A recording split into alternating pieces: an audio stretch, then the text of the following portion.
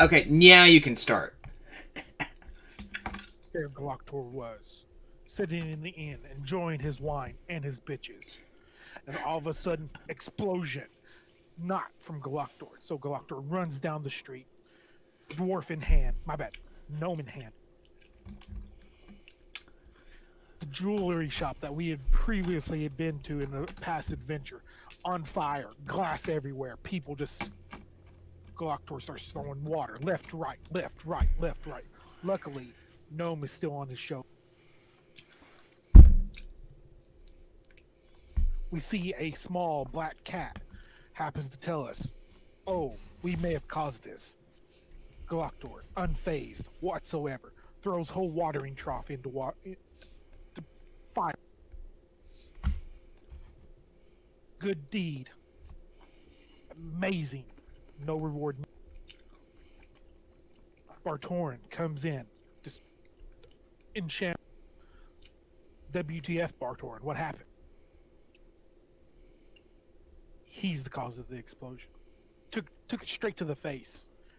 May need plastic. Turns out, all this doesn't matter. Gloctor has horse. Everyone now jealous. They need horse. After horses, we move on. Make it inside the tomb. And we hear writing. In scene, clapping, flop. There's one part of this, as the DM, I'm confused by. I don't remember the bitches. Remember he was asleep? Fair argument. Fair argument. All the bitches. I can't argue with that recap. Can't argue with the recap. But no, if anyone wants to add any more important details, go ahead. But I figured that was like some. It also rained. I had a more spinned version in mind I was going to give, but that works too. Torin also taught Chungus how to count a little bit. You're welcome to provide your spinned version if you'd like. I'm interested in hearing.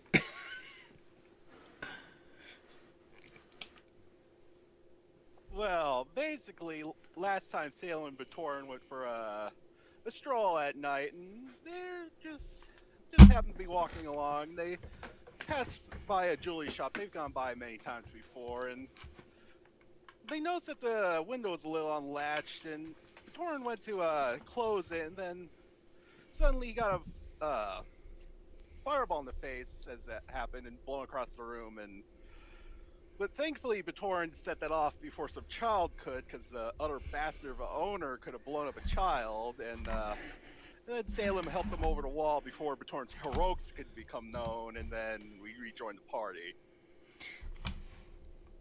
Basically that. Interesting.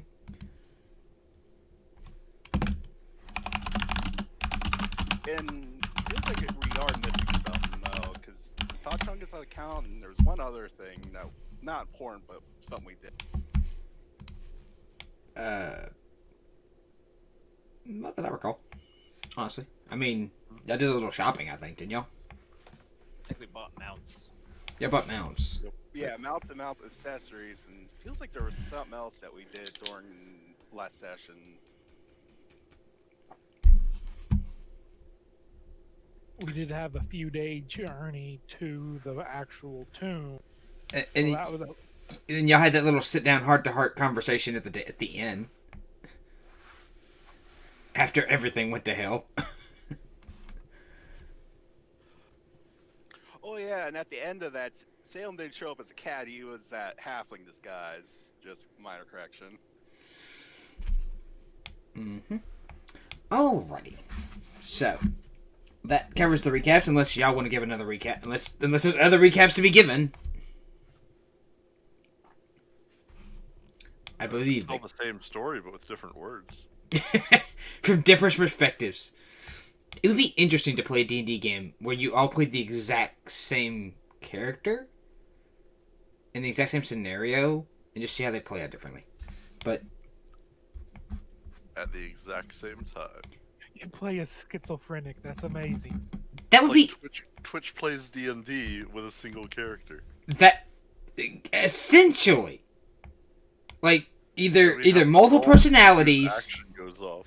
No. Alternate realities. You're all like in the void of like the choice void, like left or right. You know, and like in the alternate reality thing where like in one side you go left and the other one you go right. Like it's like that for you all. And you're like kind of like phasing through. Lawful good. yeah, lawful good. Well, would be interested in a sci-fi campaign after this one. Could just make it a lot simpler with clones. Good. Yeah, let's worry about that when we get there.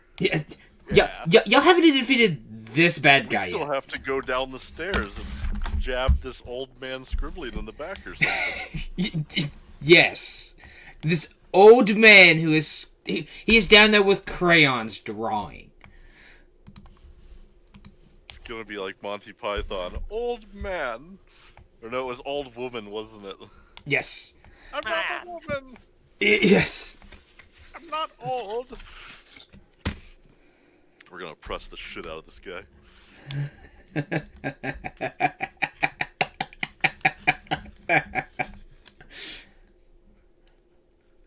Oh, I'm sorry. Was that out loud? All right. Hear an ominous cackling on the winds. You feeling a changing in the air pressure around you. All right. So you all find yourselves at the stairwell. I will get you a map.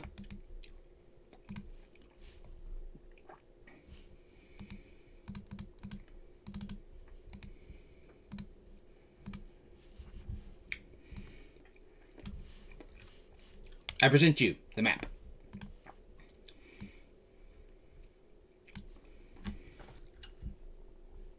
You've come down the stairs. How do you wish to proceed? Bartoran is, well, indisposed.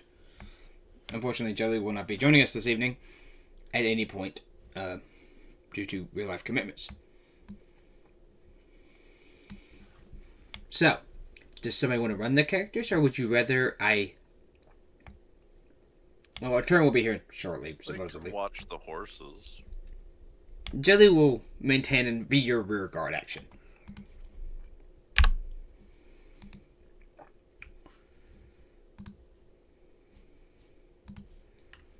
Jelly decides to return and guard your rear. Dude. What?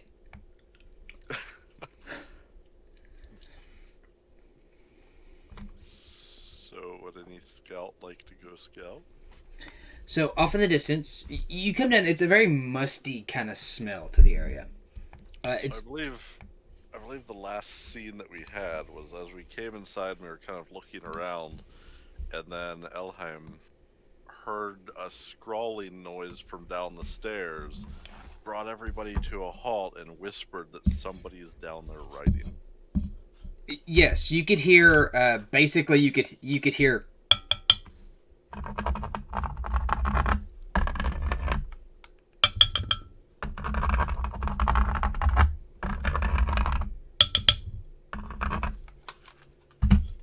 I hope Just that came. how I imagined it. Sadly, it's a plastic glass and not a metal one, or a glass one. But yeah, you get the point. And you can hear that just faintly off in the distance. It's definitely somebody writing. You can feel their quill and ink. Not a red ballpoint pen. Spent enough time in temples to recognize the sound of writing.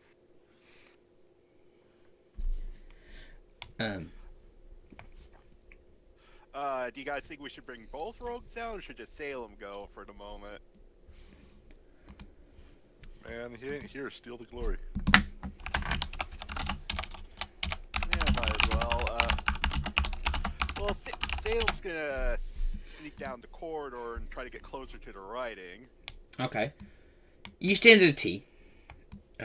You can look off to your left. You see a small room. I will scout that off for you. It's an empty room. It's completely devoid of anything. In front of you stands a door. And off to your right stands another door. Just like that. There will be a small door. Here. And this dictates a door. There. Which way does the writing sound like it's coming from? Well, you can't hear the writing. Only Elham has heard the writing.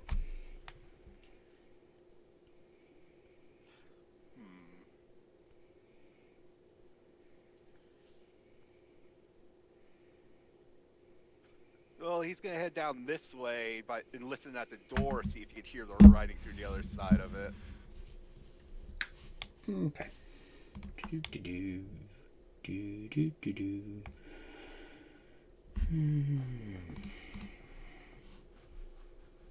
Perception and wisdom. You do not hear anything now.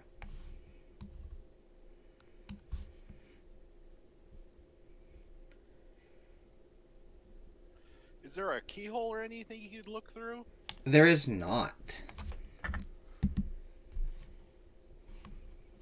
How sturdy of a door does it look like? What kind of door is it? It's just a standard. I mean, it's solidly built, but it's just basically a standard door. Is there any light coming out from underneath the door? Not a whole lot of no. I mean, just a little. There's like little flickers of like a candle light or like a torchlight from both doors. You can see, but nothing like overtly bright.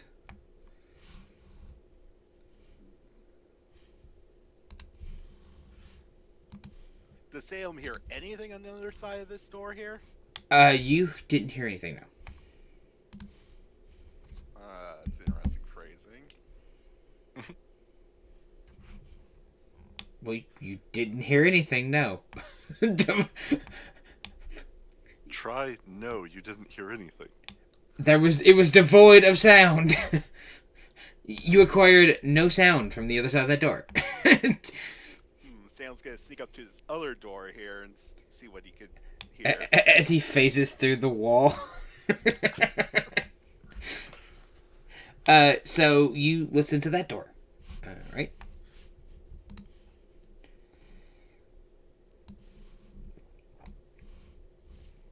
You don't hear anything either.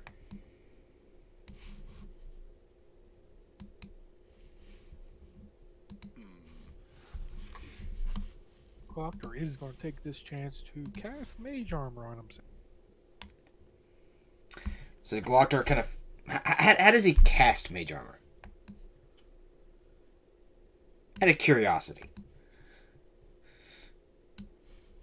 Well, I think it's just somatic. Let me look just... Never mind. Forget I asked.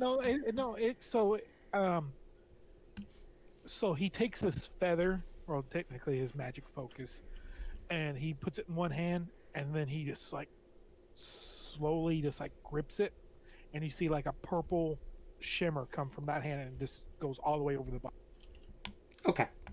I was just curious.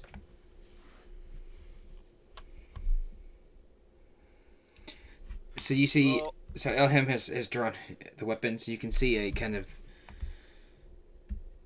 So you all are starting to make a stance, huh? She's just standing shield casual. Shield casual. Yeah. Okay then. Alrighty. So you're presented Shield with... weapon in hand, but not like getting ready to bash somebody in the skull. Okay. So you have two doors. You see... Sam's gonna check out the one he's right by for traps first. Okay. Ignore the loud crashing sound. That was not a trap.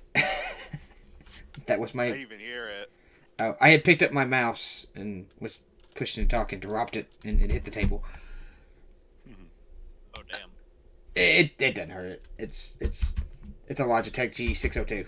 It's a sturdy mouse. I have dropped this thing. I've knocked it across the room. It's solid.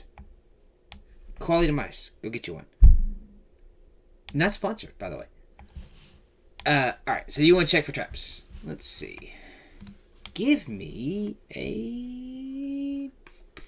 let's... give me a perception check to see if you notice any traps. Oh, damned. Alright, the door does not seem to be trapped. Is it locked? It does not seem to be locked, no. Sam's gonna quietly open it. Okay.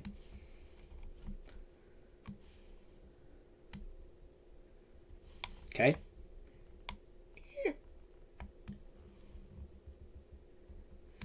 And you open the door to reveal a small crypt. You have a door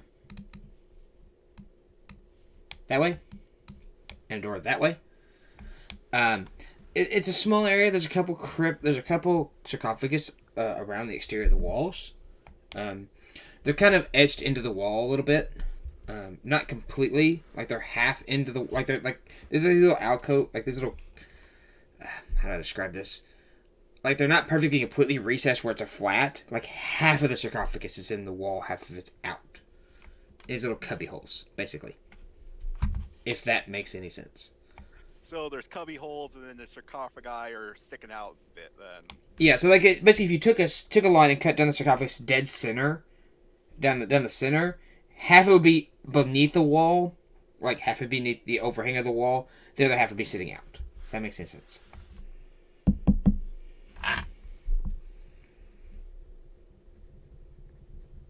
Sam's gonna go into the middle of the room quietly. Do the writing sounds intensify?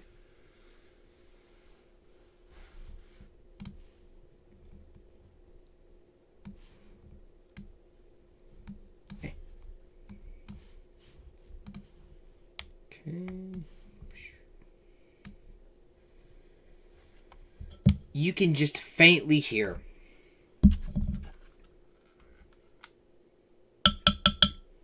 Did you from which direction?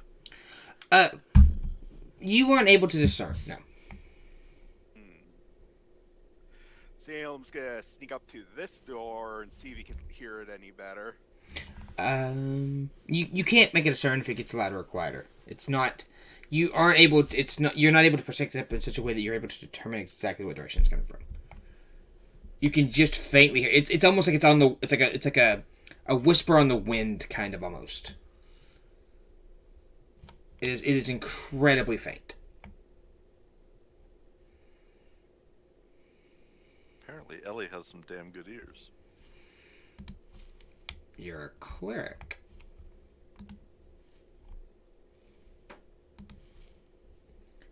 You have skills in such things.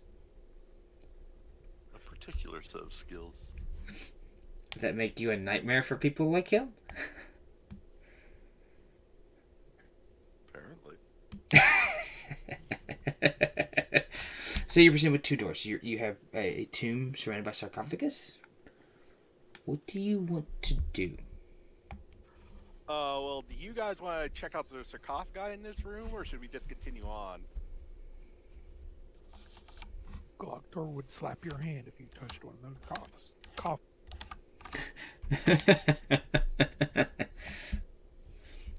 I mean, they might have something important in them. These might be Glocktor would what slap these his mean. hand, you do not. Are any of them open? They're not. They're all sealed. But Do they any could. of them look like they have recently been opened? They do not. They're covered in dust and sealed very tightly. But they could be. Wastri's men's. Then I would suggest that we figure out what kind of opposition or who else is down here with us before we start making a bunch of noise and trying to investigate in detail. Yeah, that was my thought. I just wanted to ask the party. They might have clues on who you're facing. It might matter. But they might not. They might be allies. You might be able to resurrect the dead. I can't do that at this level. Resurrecting the dead. A little bit advanced for me.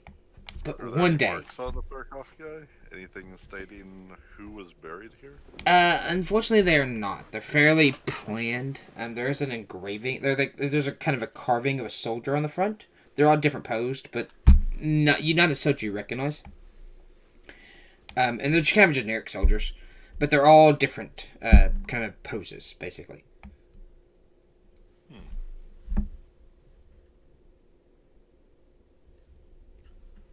Odd thought. Do you think these are possibly all Ruben Rousseau's bodies after he's died? Who? Ruben Rousseau's? The guy we're going after, and he's immortal and perpetual, and he keeps going around and around the time cycle. That wasn't the impression I got from the way it was described. Me neither, but it was just a thought. It sounded more like his consciousness continues to loop through time rather than a new body each time, like a different timeline or branch. To clarify that, the way it was kind of described to Jalu was basically his spirit and his essence would start back through, and he would travel through the cycle of time again. Upon his death, at whatever point, he would die, and it'd start and loop again. And basically, we'd go all the way through, and then repeat the loop. Go all the way through, and then repeat the loop. And he would die in that process, and come back right to that next spot, and go through. So, like, if he died today, he would be born again tomorrow. And then move forward. Then die, and be born again. And then die, and be born again. And then he would get to the end of time, and he would cycle back around, and start from the beginning again. That's how it was explained to Jalu, essentially. So he would he would hit every chapter of life. So from the beginning of existence to the end of time, he would live it in continuous lives. One life after the next, till he reached the end of time. Then his spirit would go back around the beginning, and start again. Living through his life and dying. Living through his life and dying, until he reached the very end, and then he would repeat the process. Over and over and over again.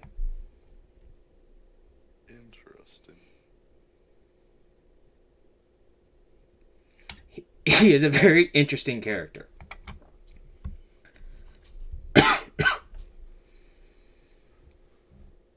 So, Salem, what's behind door number 1? Salem's gonna check this for traps, perception again. Yes, please. Nice. You know that there are no traps, that the doorway is open, and there is a hallway beyond that is in a diagonal shape. You also know that there's a crack in the floor on the bottom left-hand side, and that water had once been here at one point within the last 10 years. Anything else you'd like to know? What's the last? Are there any footprints around that he saw? You aren't seeing any footprints now. No, don't grab your character. I will just do this. Yeah, this is more fun.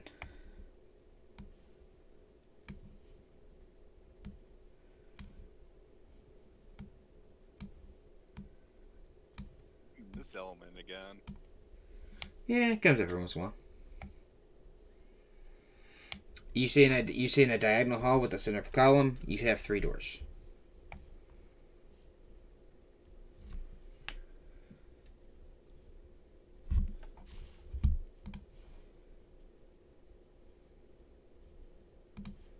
Salem's gonna sneak up to this door over here.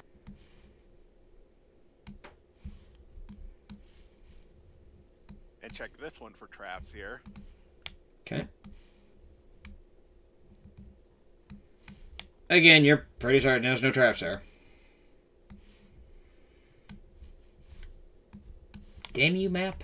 Getting away with my freaking dice tower. You can tell that the writing has gotten slightly more intense.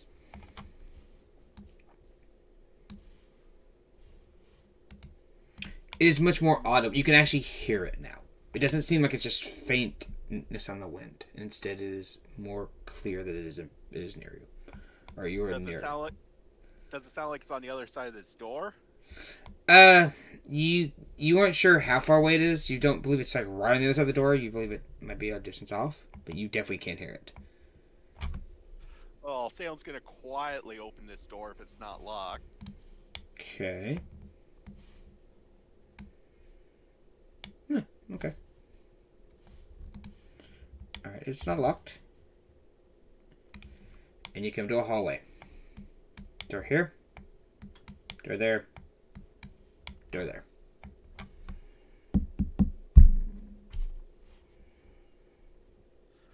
Salem's gonna sneak up to these two doors. Does it sound like the writing's on either side of these two doors?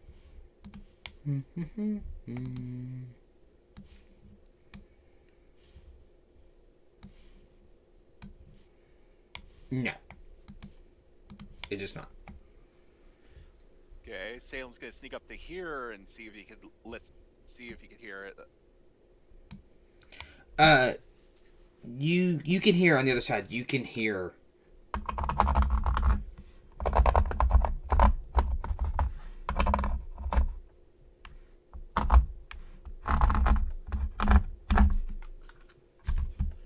Is there a keyhole on this door?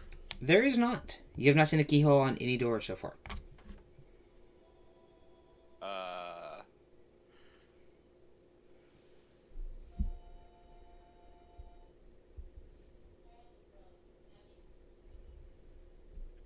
Well, Salem's gonna put a finger to his lips and kind of motion for the party to be quiet.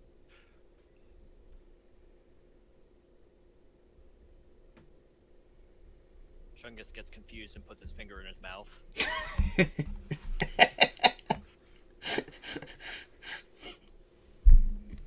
Oh man. And Salem's gonna check this door for traps and perception again, right? Please. You don't think there's any traps? No.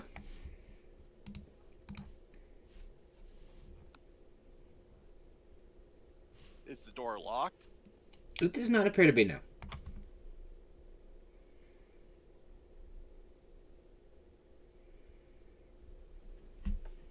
Hold on, I'm just checking something here quick.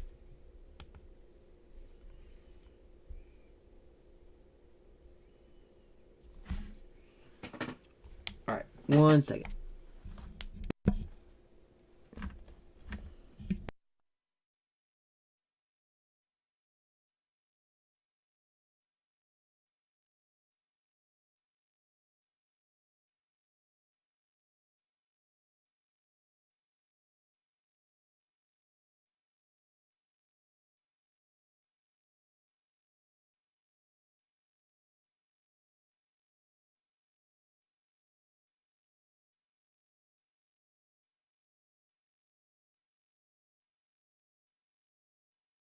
I can't remember. How long did Zeros take to get home? If anyone can recall.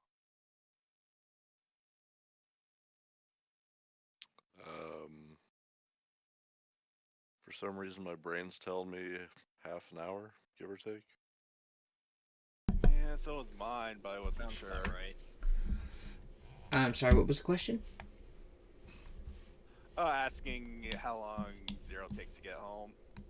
Are these squares 5 feet each on this map? Yes. You each take up about 5 foot of space. Awesome. Thank you for the squares. Ah, convenience. Well, yeah. Sometimes it works out, sometimes it doesn't.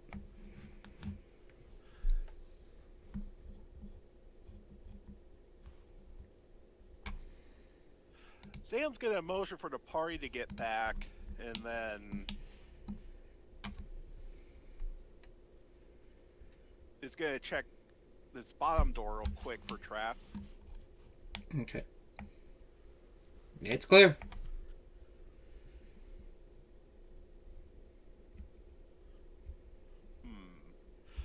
Yeah, Sam's just gonna open it if it's not locked. Alright. Because obviously there's nothing there. Alright, so you open it to a small crypt room. You see a central sarcophagus.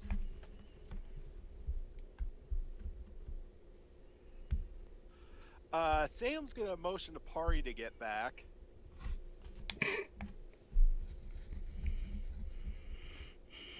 The sarcophagus explodes because it's guarded by a glyph of warning. Yeah, I'm not going that way, because I guess I have to explain it, because I was going to have Salem use Mage Hand to open the door that the rider's behind, and then kind of duck behind into the crypt here, the one he's right above.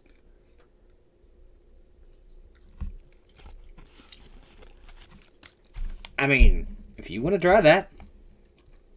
Well, what do you guys think? And A, B, what do you guys think about doing that?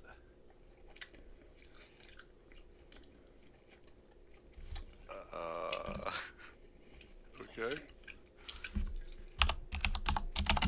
Unless you think he's not going to notice the door being open right behind him.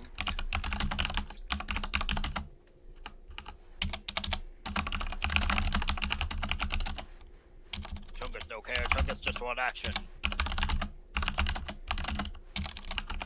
Oh, I was going to be careful about it. Salem's going to...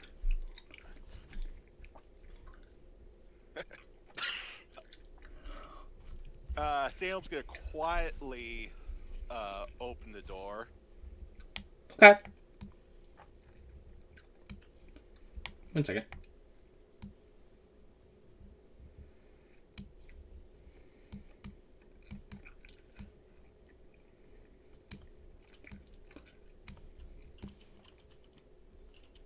Oh, fudge it.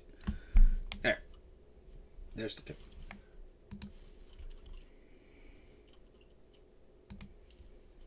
I mean, if you're afraid of a scene black, dude, that ain't gonna bother us. No, I just wanted it to do better than having just a big wall of black there. Again, it won't bother me.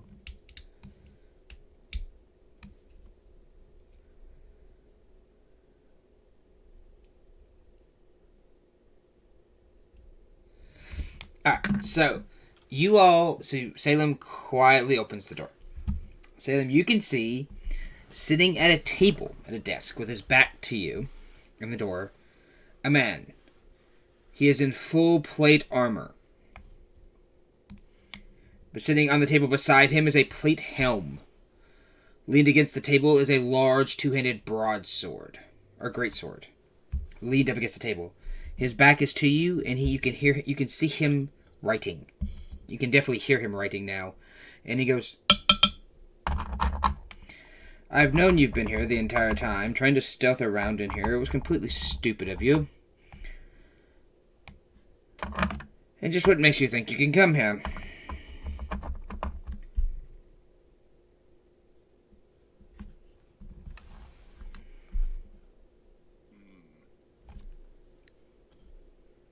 Do we have a party face?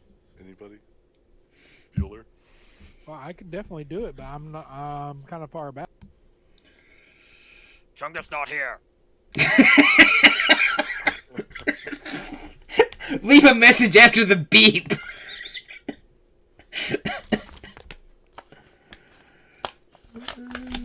So, what's the name of this tomb? Like, what was? You never Just got an any. old man. The man has slightly, just a tiny bit of gray, like his temples and stuff like that. You can see from the side, but he does not appear to be an old man. Yeah, but it's Watry, right? Or is that your god? There. Wastry is the bad god. You were never given a name for the tomb. You remember Boris told you this is a tomb to Wastry. The followers of Wastry are Right. buried here, but he never gave you like an official name. That this is what the tomb is called. Right. That's all I needed. Yes. Galactor will look over at I'm gonna call him Champion because that's what the name's doing. That's what go for it. We were told that this is a tomb to Wastry, and you seem to be very much alive in a tomb. What of it? He continues to write. Well, is our information correct? Is this a tomb of Wastry? Those who lie here might worship Wastry.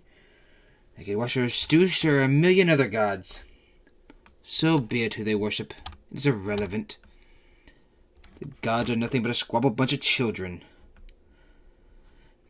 Playing everybody for fools.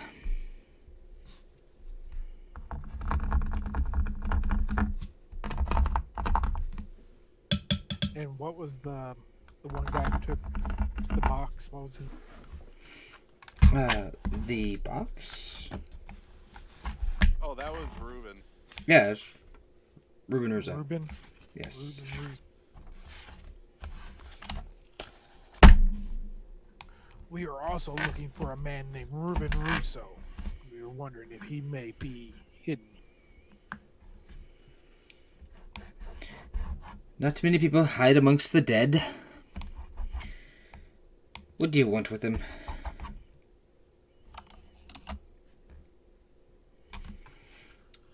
He seems to be paying you no never mind as he seems to continue to write.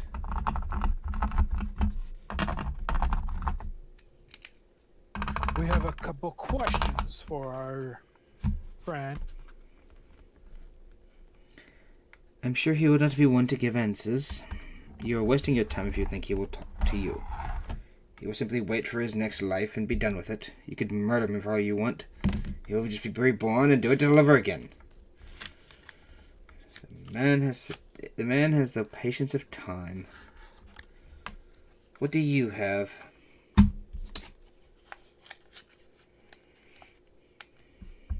Why, glorious muscles.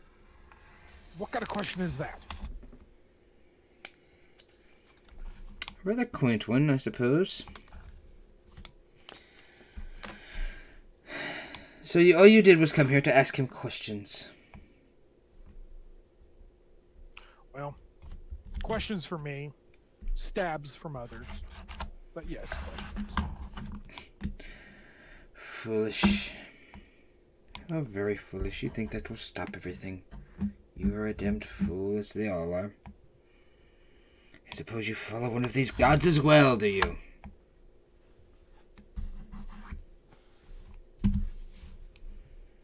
No, as you said, many foolish god.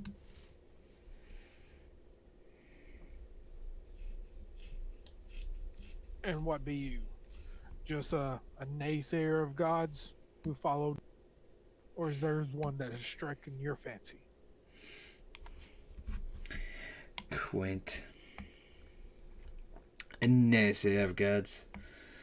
I'm the one who will bring the end of them. They will crumble one of these days. And I will be there to watch them. As I am watching now.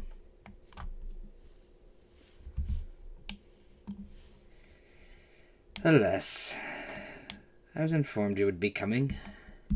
I'm not disappointed. Entirely, I suppose.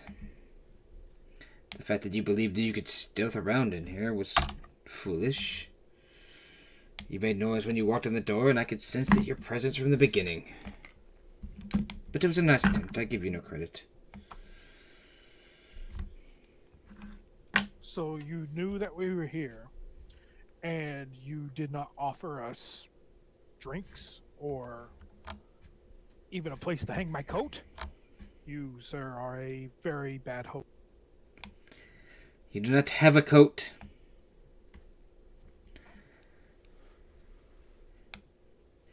Well, I still have my And I don't believe you offer the dead drinks.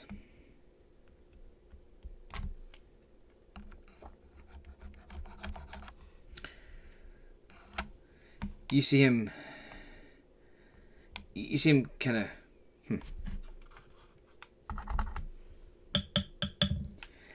And you see his pen go in the inkwell. And he deposits in the inkwell. He goes, alas, I suppose we should get this over with. I have more letters to write. More plans to get underway. And you see him stand up, and he'll reach for his helm, and slide it over top of him, and reach for his two-handed greatsword, and stand around and look at you. I hope being a father of Astus has led you to understand that death is an inevitability. When Rustry gains his power, the gods will fight amongst themselves and kill each other off. Then there'll be nothing but the mortals left to fight. That is a fight I will win. So sure are you? I am unmatched in battle. And I need you all to roll me some initiative.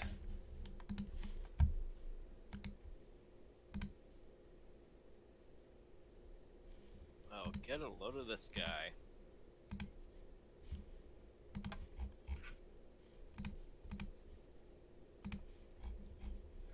Uh-huh.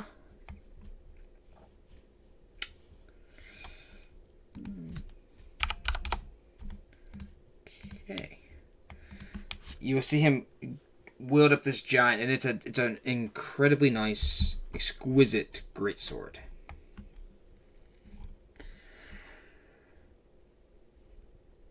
And he will charge. What a jerk. Right at Galactor.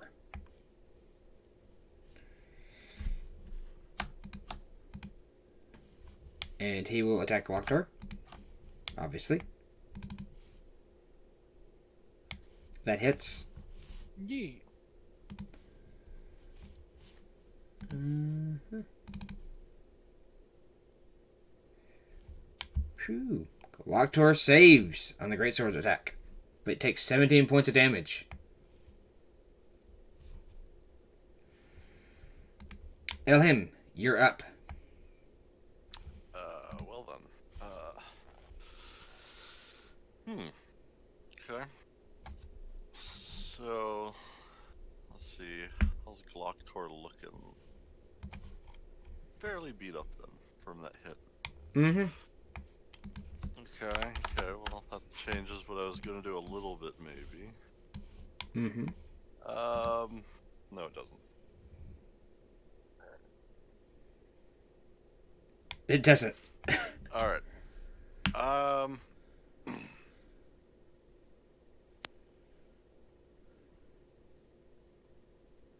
So, alright, I'm using that. I don't need the material components.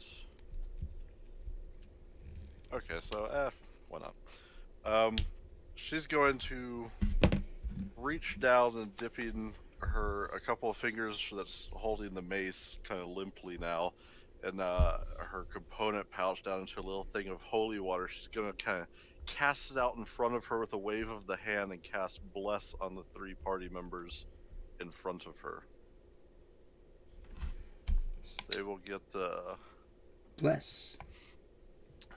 she'll be concentrating on that for up to a minute, so you'll all get to add a d4 to the number rolled on attacker saving throws until the spell wears off.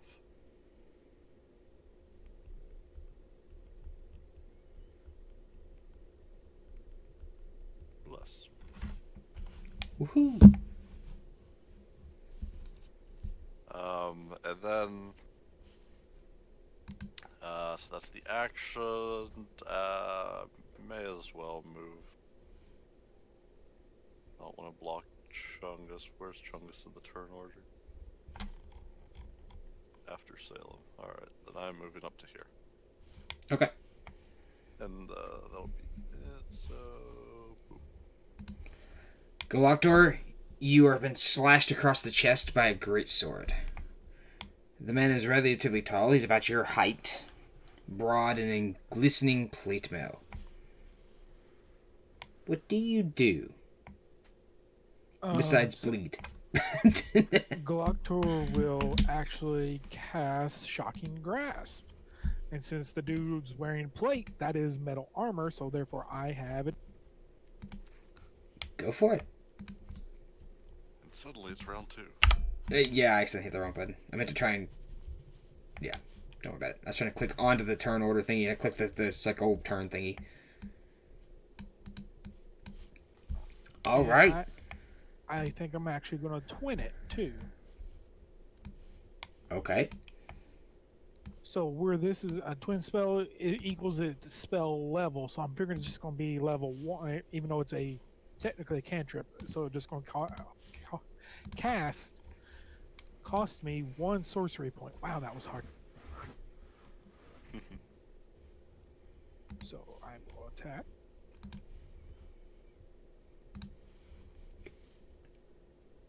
And then I need a d4 to go. Yeah, that misses. And second. Mhm. Oh, I forgot to do advantage, so there's. Second one hits. The second one does hit. Alright, and I'll. Alright, he takes 4 points of damage as you kind of shock him inside his metal armor. And now he cannot do anything with reaction. With reactions. Good to know. Right, and I will walk my way.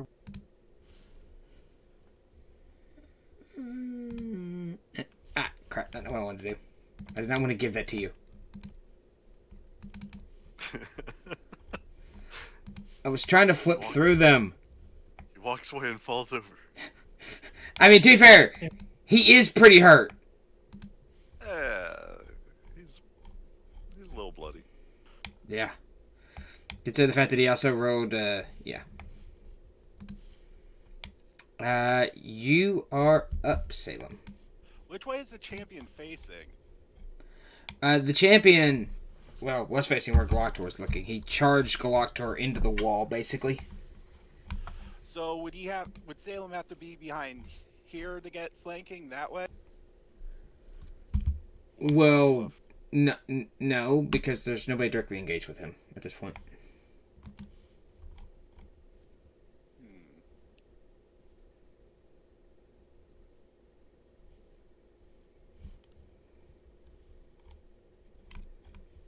Well, Salem's going to use Bless on his attack here, and that's... Well, you roll your attack and then you roll your bless, but that's fine. That works too. So you get a +2. Yeah, I was just going to modify it. That works. Hey, Zeros. You beat Monk. Yeah. I will put you at the end of the turn order. As he comes running down the hallway. Yes. They are. Here now. Hey. Yo. Oh, he's trying. Is it combat? It is combat. Oh, one sec. I just got to check something. You hit with rapier. You did 10 points of damage to him. I was just checking another thing for the sneak attack. You should be able to, and allies within 5 feet of him, right? Yeah. Yes. Yes. You. Alright, he takes 5 more points of damage. Nice.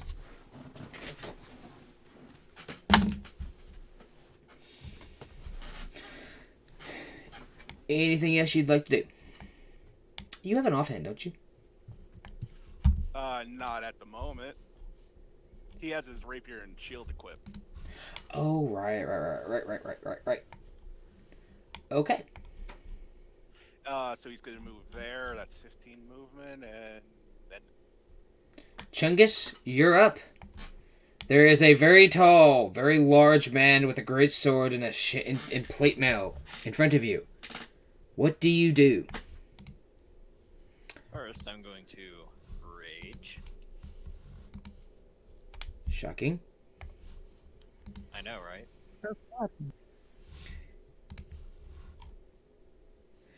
I'm gonna run up in his face. I'm guessing I'm like knee height with this guy. Yeah, thigh, basically. You come up to about his thighs, maybe his waistline, basically at best. Let's see, how tall are you? 2'9", right? Yes. Yes, 2'9". Yeah, so you're basically about mid-thigh to him. Like, you're looking just above his kneecap. Because he's a solid 6.5, 7. He's like 6'8", probably. Like, him and Chungus are about the same size.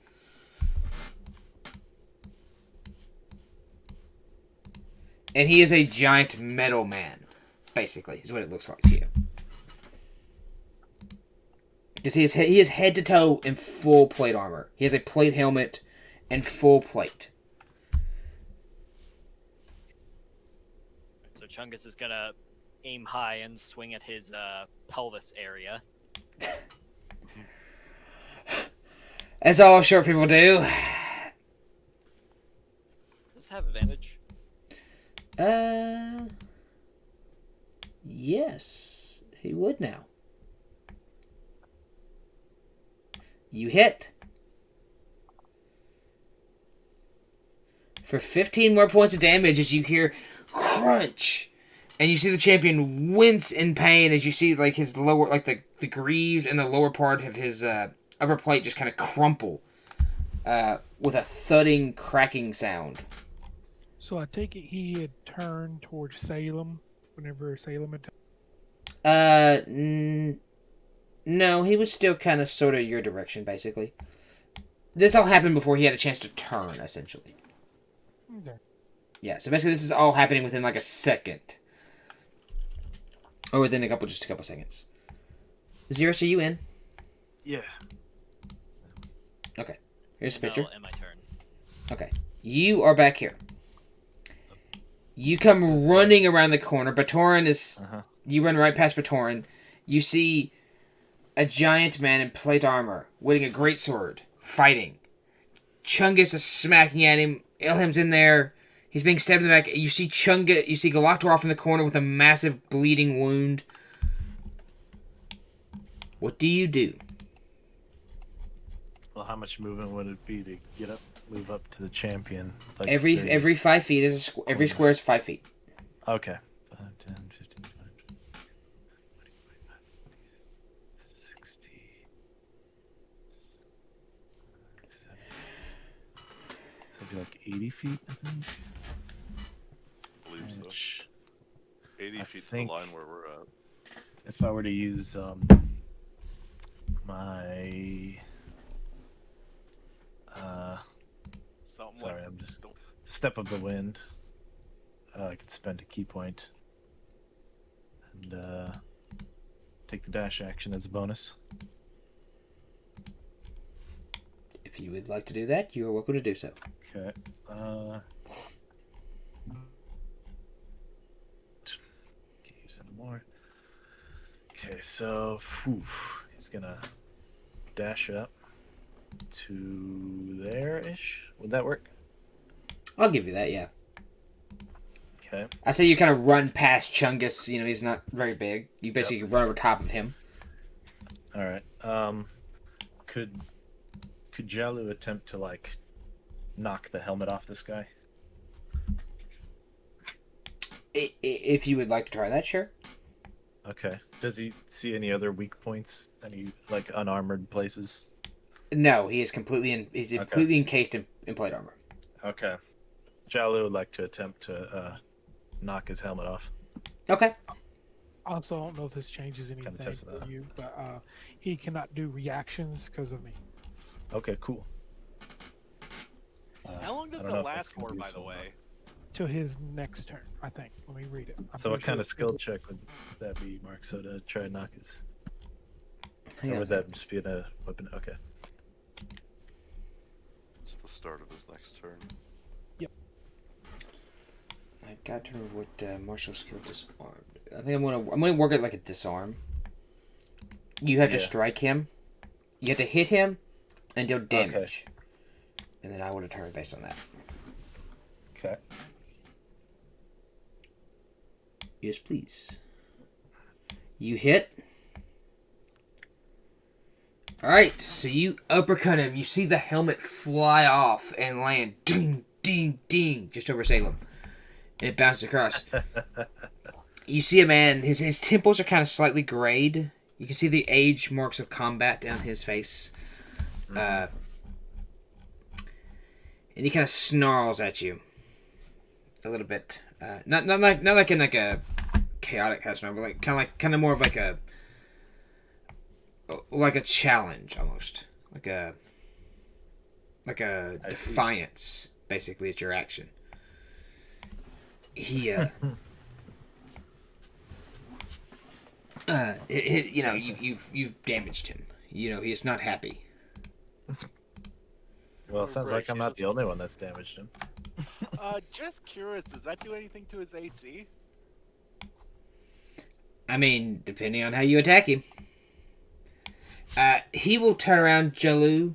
And because of that, and he will wield his great sword at you and with a downward slash Okay. and hit you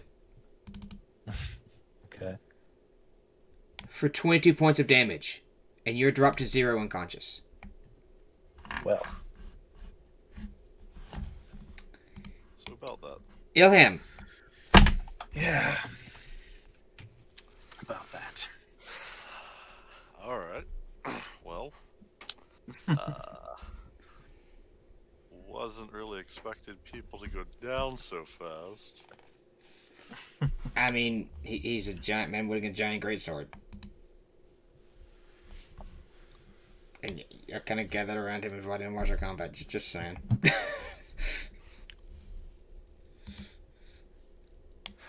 Do I already want to burn? Probably not yet. It's alright. Be unconscious for a while.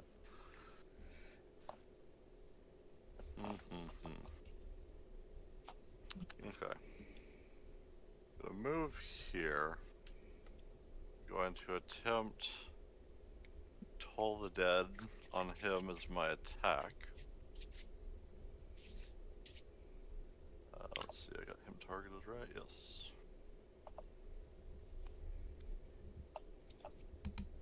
So he succeeds on that, looks like. Mm-hmm. And quickly with a quick prayer word and gesture with her mace, I will cast Spare the Dying as a bonus action to stabilize Jialu. Okay. I don't know if that's something I actually need to click. I will take care of it. No, it doesn't have a thing, so okay. That's all I have for now. Jalu is unconscious, but stable. Okay. Galactor. You see, Jalu has ran in, and you see with a swift uppercut knock the helmet off of the man. But in doing so, he made himself a target, and you see a giant swing of a greatsword down and just crumple across Jalu and drop him to the floor in one swoop, in one foul swing. All right. What do you do? You see Ilham kind of cast a magic at him and seems to stabilize him. Now this is going. I understand the system shock is just the system shock save. What do you need? Like I forgot how that It is based on how much damage he does, and you have to beat. it's a DC, and then it's based on damage exceeding your HP or something like that. It's how much damage, I think. Yeah, I'll have to look that. Hang on. Go ahead.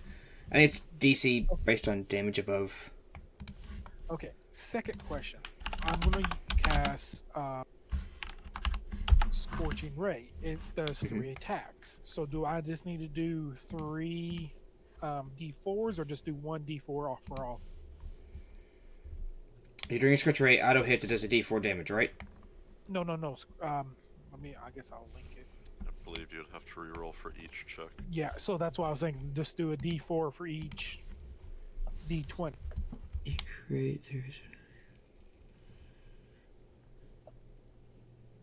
Because it makes me do 3 attacks. The target takes 2d6 damage on each hit. I know, but the Blesk is a D4 on. Oh, yeah, it's a D4 on each attack.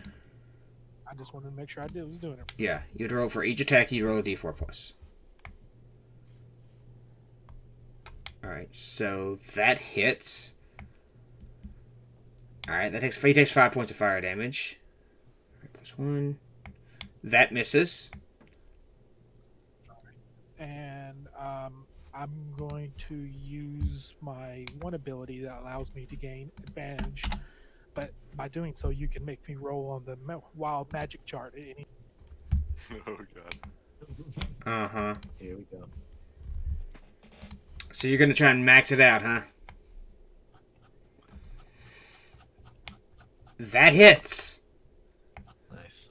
Blessed did something. All right. You hit him for a third one. So you flex as hard as you can. With as much force as you could possibly muster.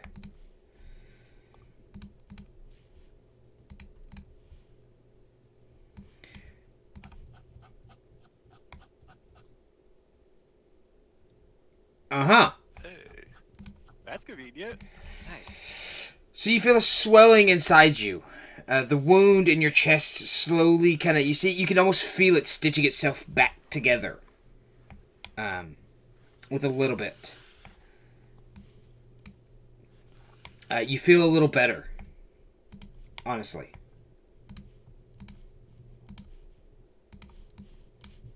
And then whenever you, I figure not on this one, but on another time, next time you have me roll on the wild magic, I can get this ability back. I'll link it so you can read it. Okay. Oh, okay, yeah. So anytime I have you, wait, what? You only want to immediately after you cast a spell, then you release the future. Oh, because you used it in. Okay, yeah. Right. So just the next time you have me do it wild magic. Alrighty, no worries. So, anything else you'd like to do? That should be done. All right. I gain the 5 back on my next turn, right? Yes, at the start of your next turn. Okay. Salem, you're up. Is Salem flanking there? Yes. Does Bless apply to both attacks on advantage, or just the one? Bless is just a flat bonus, yeah. It would just be an attack.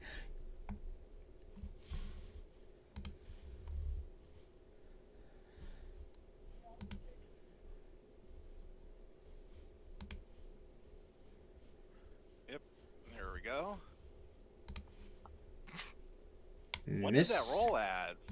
A 1 Yeah, and wait a 2. sec. He could re-roll the 1. From Lucky, Oh, yeah.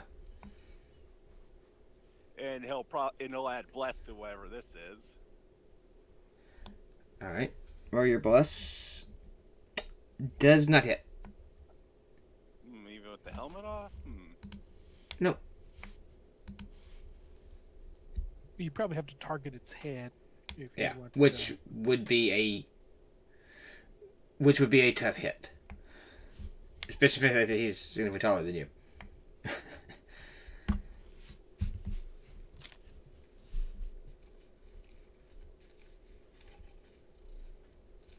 Just deciding if I'm going to do anything else.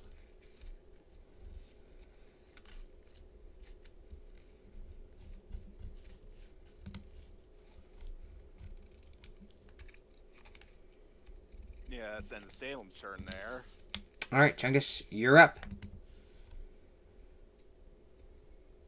So after Chungus sees Jialu go down, he gets angry. He lets out a roar, and then he jumps up and tries to hit him in the head. All right. Make a targeted attack to his head. Boy. Do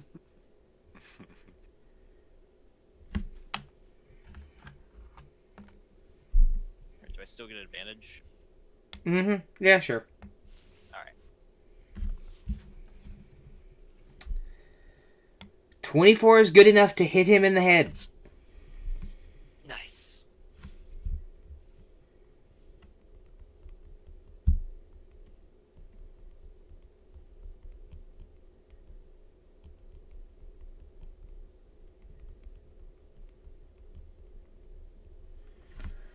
All right. What is the max damage on that die? That is a 1d8 plus 7. That is 15 points of damage.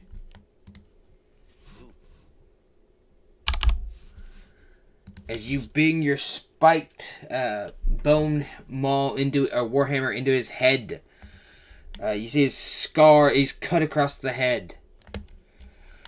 Pretty hurt.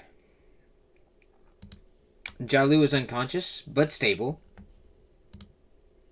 Batoran's still hiding in the back. Counting his money. The champion will look at you, Chungus, and he will wield his sword up high and try and split you in half. Ooh. Mm-hmm. That's not nice. But he will miss. Unable to hit you as you were jumping up in the air. But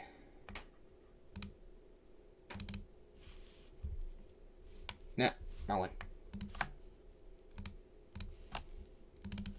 It's not supposed to do that to him. It's supposed to do that to himself. As you see him breathe in and kind of regain his vigor. He used a second wind.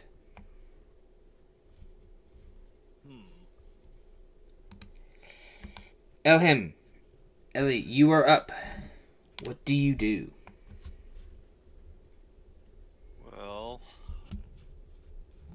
nobody suddenly started dying that round, so We can go back and try that again if you'd like. I mean, it just hasn't changed the situation in terms of spell selection.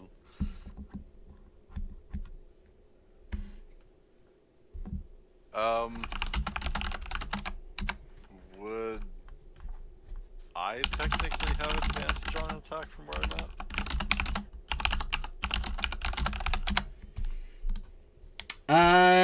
at? Yeah, you are semi-diagonal. Since he's focused away from me, so I'm Yeah, using well, Blink. based on where Chungus is at, given the diagonal cut, technically, yes, you would be.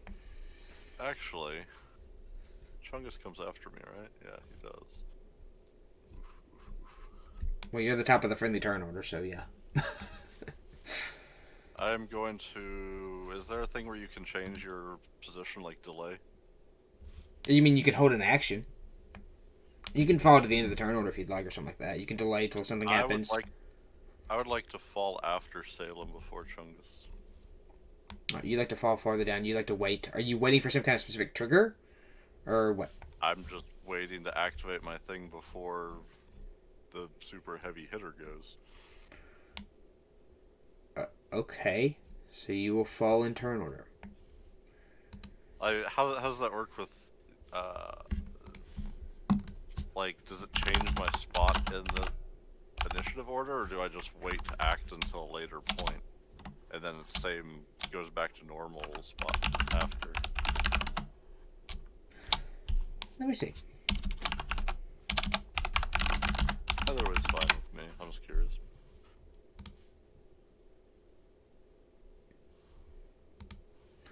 Let me see.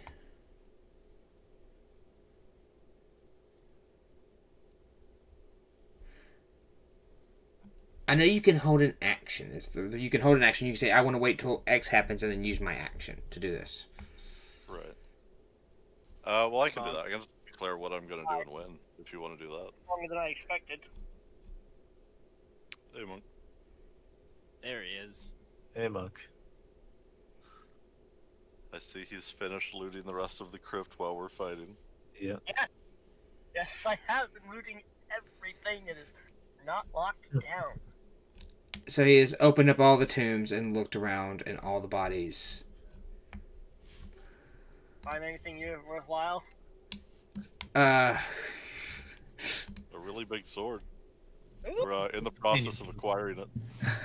a sword. Neat. I'm gonna say for this moment you can do that. I will. Okay, I will play this rule as in this moment you can play that rule, and then we will discuss that further after the session. Yeah, we'll figure that out after. So I'm gonna hold action until after Salem, and then my only action is going to be to use Channel Divinity, and I'll describe it when it happens. Okay, so basically you're gonna wait till after Salem does his attack, and you're gonna use your channel video. Okay, we'll just call it a hold action then. You're gonna hold action until Salem attacks. Sure. That will make it much more applicable to the actual rules. So, Galactor, you're up. Alright, well, seeing that this guy just gained 20 health back, I'm going to cast Hold if I can. Nice. You can try. He failed. Oh. Nice. So he is paralyzed for the turn. Now who can do shit? Now, Salem, you're up. Still me. I still Still can't do mine. shit. Yeah. It's still me too, because I've fucking got knocked unconscious. Oh shit, no. And when, yeah, he dealt a shitload of damage to me. Oh no. What kind of action is sheathing a weapon?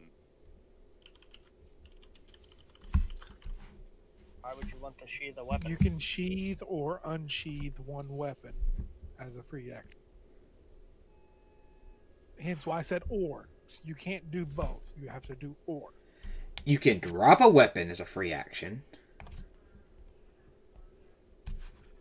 So if Salem wanted to drop his rapier and throw a net at this guy, what would that be then? You would drop your rapier. So if you just want to drop your rapier on the ground and throw a net. Do you have a net readily available? He has it in his backpack, if that counts.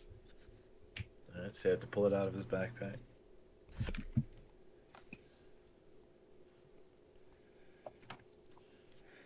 Okay.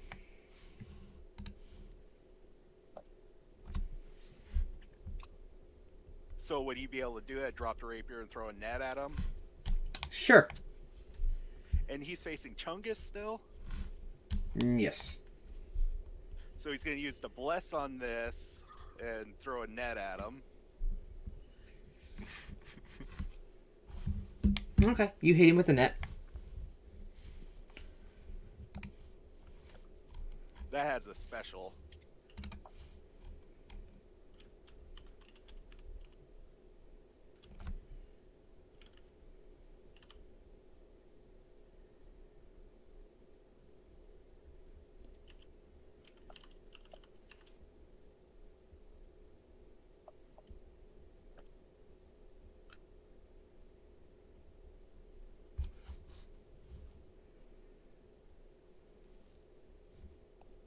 Okay, so he's restrained. Yeah. Okay.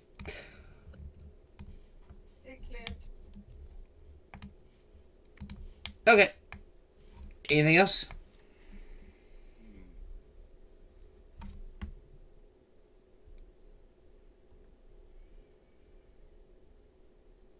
I'm just pondering a second.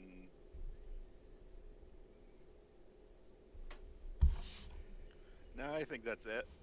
Alright, Chungus. Well, Okay, so Elham. then I'm gonna do my thing. Is, now that he has been held and held again, in a sense, Elheim's going to say, "You don't give enough credit to the gods, and they shall not fall as easily as you have." As she channels divinity, path to the grave, which will give him vulnerability to the next attack that hits him. Oh, damn. Okay. What is that? Double Doubles damage. the damage. And now it's Chungus. Double damage from the guy who's raging and has advantage. Against a paralyzed opponent. That's why he has advantage. Paralyzed and restrained. Yeah, yes. Because, you know, when you're paralyzed, nothing gets you down more than being restrained. It's almost like a coup de Yeah. grace kind of situation here. Adding insult to injury, throwing a net on the paralyzed guy. Yeah. Well, he has Next, to you're gonna handcuff him and put ankle shackles on him. I don't have any manacles. Well, what's You can preventing intervene. us from tying us up as is, though? And then we can interrogate him. Mm-mm. I do have a rope. The question is, does Chungus care? That is the Does question. Chungus care, and do you want to risk keeping him alive? This dude's like a 7-foot Yeah. version of Chungus. I That's an mean, attack he's in. full plate, wielding a great sword, and has, battle scars and things like that. I'm afraid he would just rip the rope apart. I mean, his strength isn't that high. It's only higher than everybody in the parties. Yeah. Fair enough. Chungus is going to shove this huge metal man onto the ground. You just can't push him over. And you watching his eyes. And now on the ground. Perfectly still the whole time. Okay.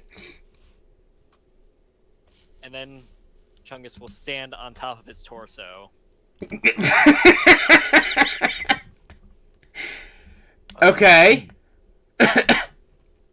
Raise his spiked bone hammer. Okay. Might as well make them prone if you're gonna do anything. Yeah, I'm working on it. What? Do you want to make him blind too? Do it. Gouge out his eyes. And then Wait, Chungus who- will scream. Wait, go ahead. Who has that little orb that can blind them? I do. Oh my god.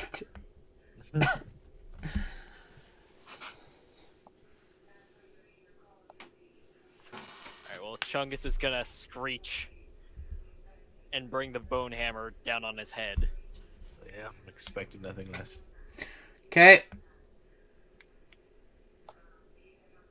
Well, that hits. Plus you have bless. Yep. Yeah. Yeah, we'll get that extra point in, Justin. All right. Now, how do you do double damage? Oh, when you drag the damage die, right click. Yeah. Yeah, it gives you double dice damage. Boom. Ooh, 21 points of damage on the head. Can we say that hit him in the Wow, eyes so he's strong. blinded? You weren't that precise, and it's Yeah. not quite that well, but yeah. Spiked bone warhammer, That was... So he takes 23 points of damage. For the strength bonus from Chungus would also be doubled, correct? That is true. It would be. So he takes 30 points of damage.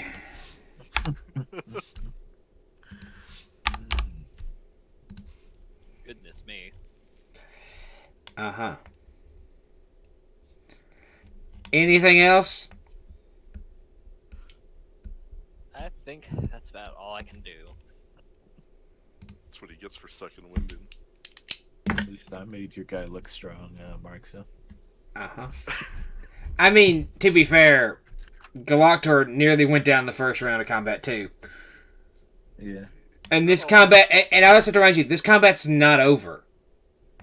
Nope, it didn't. Jalu, Might you be. are unconscious. Thank you for reminding me. I wasn't aware of that. Bertrand, you're up. Oh, cool. As you're in the hallway. He's restrained, right? I All the way mean, to hell over there. And they're mean, all the way yeah. to hell over there. uh-huh. I guess I'll just move to them, cause How far away is that? Well, every square is 5 feet. 10, 15, 20, 25, 30, 35, 40, 45, 50, 55, 60. It's my bonus action to dash to, I believe that's 60 feet. That's good to me. Hey, I you can can't count yourself lucky. I'm the one who moved you up at least that close. Thank you. And then I guess I'll just send. That's the guy we're fighting. Mm-hmm. Who's dying? Nobody. Nobody's Nobody? dead. Yet. It's Joe is unconscious. He was dying. He got better. He's stable. He didn't get better. I He just feel stopped dying. happy. Soon he'll go for a walk. If I can get close enough to can I get close enough to Jalu and dump a healing potion down his throat? I still have, because I use my bonus action to dodge, I can still use my movement. And on 10, action. 15, 20, 25. Well, it would take an action to pour a potion down his throat. Yeah, so I can still use my movement and my action to pour a potion down his throat. I use my Well, how did you get bonus 60 feet? action. I use my bonus action to dash. Right, that gives you an extra 30 feet of movement. Yeah, I have 30 feet. My movement is 30 feet. Right, so you moved 30 feet, you dash for 30 more. How are you going to get 30 more? Bonus action. I still have my regular. No, Dashing just doubles your movement. It does not give you. It doesn't take your movement and give you an extra 60 feet. It gives you an extra 30 feet of movement. So you still have to move 30 feet to just get that. You had to move 30 feet. You had to use your movement and your dash action to get that far. Math sucks sometimes. Damn it! So what can I do then? Am I able to move to him or no? No. You have moved your movement and you use your bonus action to dash. You could dash again using your action. I mean, you could get there, but you wouldn't have an action left. Yeah. I mean, it'll put me in. Screw it, I'll just dash into the room right next to Xiaolu. Call it If my you have a turn. range, if you have a range weapon, you can just shoot the sucker. Do I have a ranged weapon? I thought you had a short bow. I do have a short bow. But as we've discussed, you I had used all my movement. I used everything. He is prone. yeah, which by the way is disadvantage to shooting a prone target. Yeah, that's Yeah. true. Alright, well, I'd prefer to sneak up on him anyway, so we're good for now. Next Right. turn I'll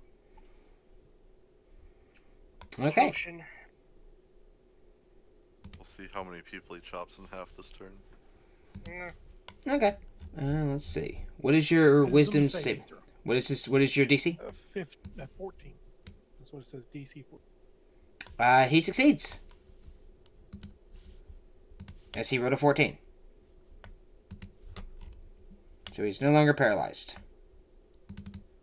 He is still netted. He is. He will use half his movement to stand up, so he's no longer prone. See, netting is he is restrained, which is a disadvantage on attack rolls. Does he give enough of a shit to just slice his ass through this shit?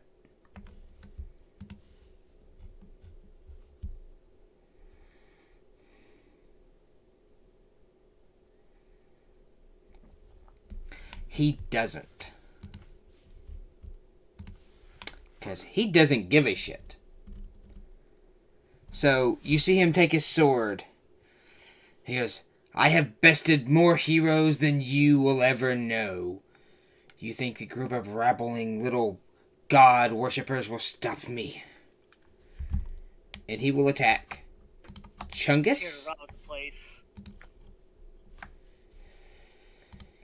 And he will turn and attack Ilham as he swings his sword around wildly. Missing both. Damn. Look Fucking noob. at that. Double fours. Yeah, we're gonna kick your ass. Ilham, Like, you're yeah, up. that's what we do. Look at what the disadvantage dropped. A crit and an 18. The fact that he rolled double fours shocks me. He rolled a 20, a 4, an 18, and a 4. Mm-hmm. Nice. Thank God for that disadvantage. Right? Otherwise, I you'd have know. been screwed. Yeah. Well, somebody was going to I die. even had a character death. Yeah. Somebody. Yeah, somebody. Actually, Ellie would have died.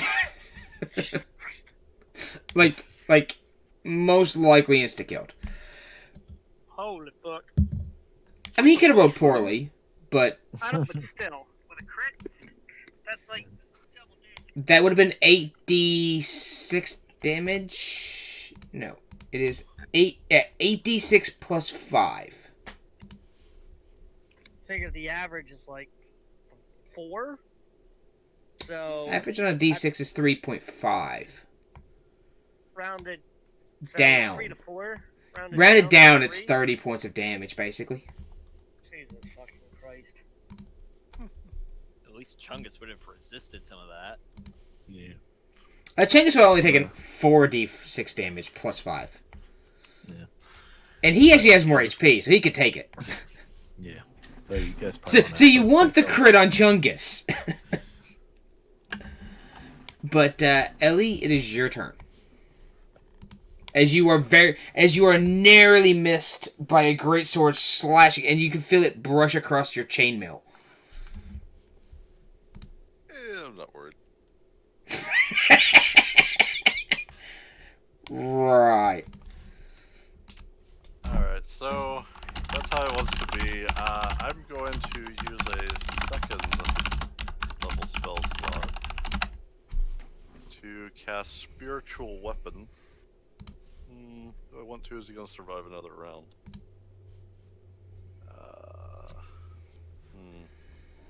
It's pretty hurting. It's top of the round. Well, since he is starting to target me, actually, I'll use the second level slot to cast Prayer of Healing. Not getting a ton of value out of it with only 2 targets to heal, but I'll still do that at least. Well, hell, I was supposed to gain 5 points earlier, wasn't I? No. You gained them this time around, weren't you? No, you're right. That was. Yeah, it was first turn anyway. Alright, so Prayer of Healing is going to be maxed out on Jialu because he's down again. What? So that's going to heal him for 21. Nice. Whatever that'll set him to, and let's... That'll be 6. Prayer of Healing. 6 wounds.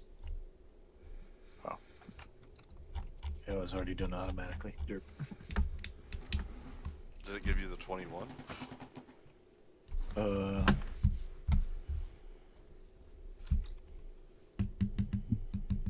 Healed 6? Is it only healed 6? Why would it? It should have healed you. Well, I mean, the auto thing should have healed you 12. for 12. But then it should have Okay. actually just been 21 since you were at 0.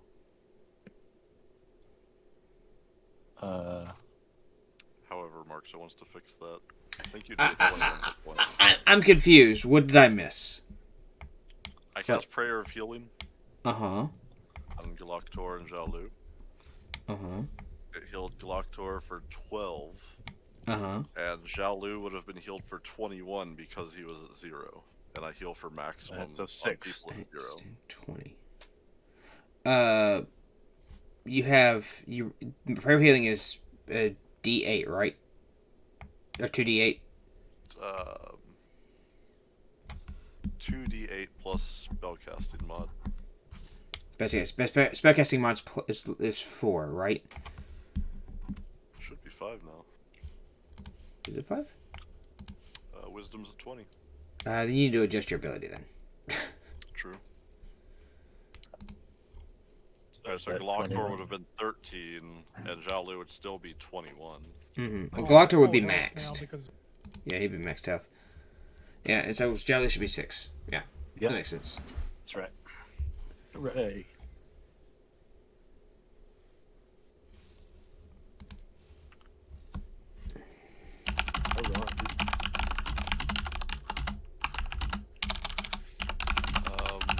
So that's my action. No bonus action to do anything. That'll be it.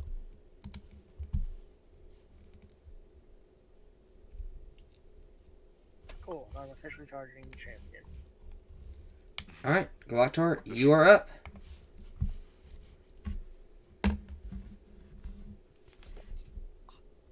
so Galactor will throw a firebolt at this. Wait a minute. Galactor will not throw a firebolt at the flammable net. Didn't even think about that. Galactor will throw a chaos bolt. Damn it. And miss. Salem, you're up. I kind of brain farted. What action is it to pick up his rapier? It's an action. Well, let me say. Because it should be right at his feet. Yeah, but you still need to pick it up. No. It is action. You have it as free. What was that?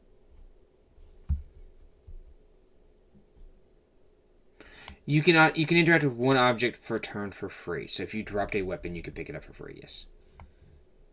Well, Sam's gonna pick it up, go for the head, and he's still flanking, right? Yes. So he's gonna go for the head and try to get him in the head. Nice. You hit. Nat 20. Good job. Cat might get the kill. He does not. Cat didn't get the kill. Didn't you say Good that job, would Cat. do like full damage for the headshot though? I'm not even sure how that works targeting body parts. It would. Still doesn't kill him. You get sneak attack too. What about? Yeah. Oh yeah, I forgot about sneak attack. So 7 points of damage. That's twice for crit, right? Yes. Sneak attack. No. I did it right as you said no. Yeah, yes. Well, I said no because I was trying to type in a number, and all of a sudden it added to it as I'm trying to type in. Because Chungus is getting the kill. Maybe. Whips it, Unless he misses, yeah. and then Okay. you miss it, and then I Yeah, cover I'm typing in the number, and it came up to 100 or 1,098 damage. Sounds about right. Yeah, he's not that hurt. What? I mean, maybe if you brain him or something. Brained him. Alright, And Sam's gonna end his turn. Chungus, you're up. Okay. Why is it always a savage with the kill? Because he's so No idea. savage. Yeah. With it. So if Chungus was standing on top of the dude when he got up, what happened? Chungus got knocked back. Like, basically, he got off of him, basically. Like a cat jumping off of you in the morning? Essentially, yes. I would tell you he has 5 HP left. Okay. Out of the- Chungus is gonna swing at Set his up. knees. Ah, what? Okay. Out of the 110 that he had to start with. Oh, 110 health. I thought you meant 110 knees. I was like, wait, what? What? I don't I don't know, my even. brain just. I don't want to know. Mm. That hits.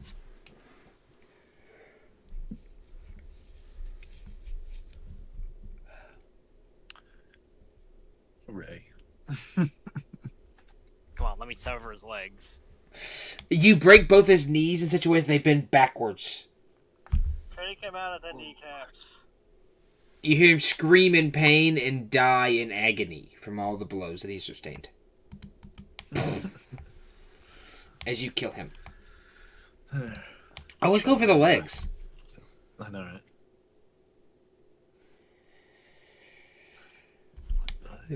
So you see him laying dead at your feet. Galactor's wounds seem to have healed. Jalu is no longer unconscious. Hooray. He used to be a bad Right at the guy. end, Then he took a spone, biked Warhammer to the knees. Now he's a dead guy. Doctor would like to look at the letters he was writing. Alright, so you want to examine the desk? Yes, please. Alright, so you examine the desk. Give me...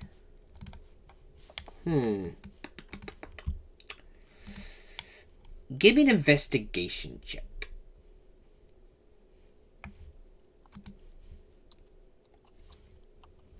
Good enough. Alright. So you find a stack of letters. You also find a clay kind of square.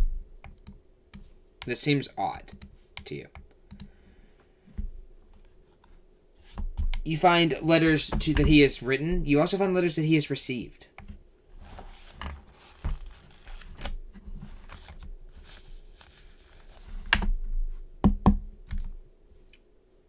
I'm assuming, what do you do with them? What type of letters do they seem to be? Like, are they like information, like as far as what he needs, his next orders? There seem to be more correspondence back and forth. Do you want to read through them? Yes. Or just kidding, okay. Mostly they seem to be correspondence of, this is a variety of... dated? No, they're not dated. One of the correspondents sticks out to you. It reads, Sir Thorn, the girl has been rescued. A group of adventurers. But she is of no matter. Our plans will continue as we see fit. The girl's father, being out of the picture, would be useful, and the money we would have gotten from him. But the bandit was unable to keep up his end of the bargain. You see another one saying that the lake is prepared. The river spot is prepared. It will happen in 2 days. Be on the lookout for reports. You see another one that says, your item has been acquired. The deliverer was more than capable of getting it to me without question. Your craftsmanship is excellent. Thank you for getting that ready for us.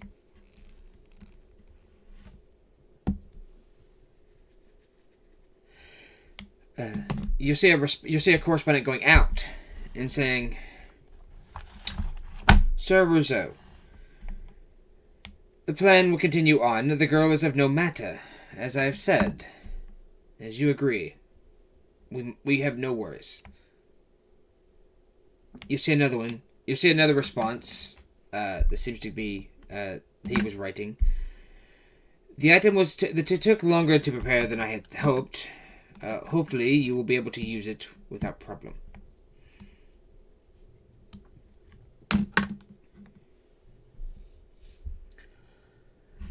You'll see one last one. The one he was writing here reads as follows.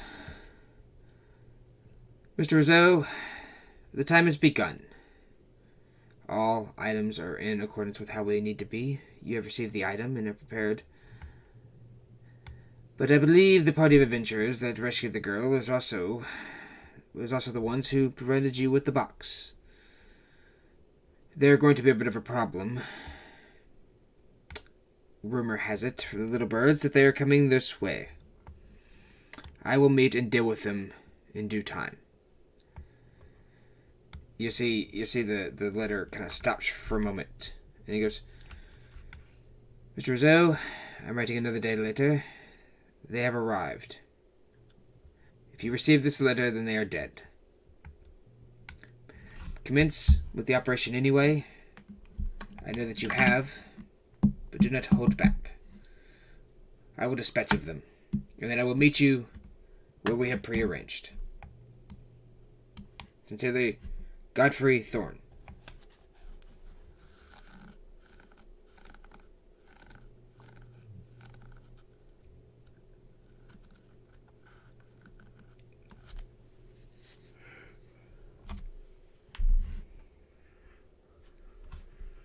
That seems to be all the letters.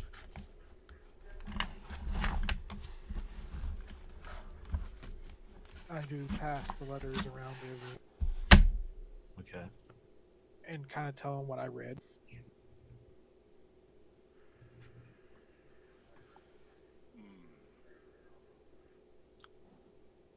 Chungus reads the letter upside down. Reads in quotation marks. Chungus is actually reading the back of the paper where it's completely blank. He's like looking at a blank sheet of paper on the backside. Did you find if any Yeah. of the letters identify who this man was? The man is named Thorn. Godfrey Thorn. But nothing else to establish his affiliation. Mentioned not. Russo, did it not? Yeah, they seem to be aligned, and sounds like something they're planning is And very we close know- to completion. We know for a fact that Russo is aligned with Wastri. Therefore, if this man was sending correspondence to Russo, that we may be on the right track. However, when this man spoke before you arrived, he seemed completely against all of the gods.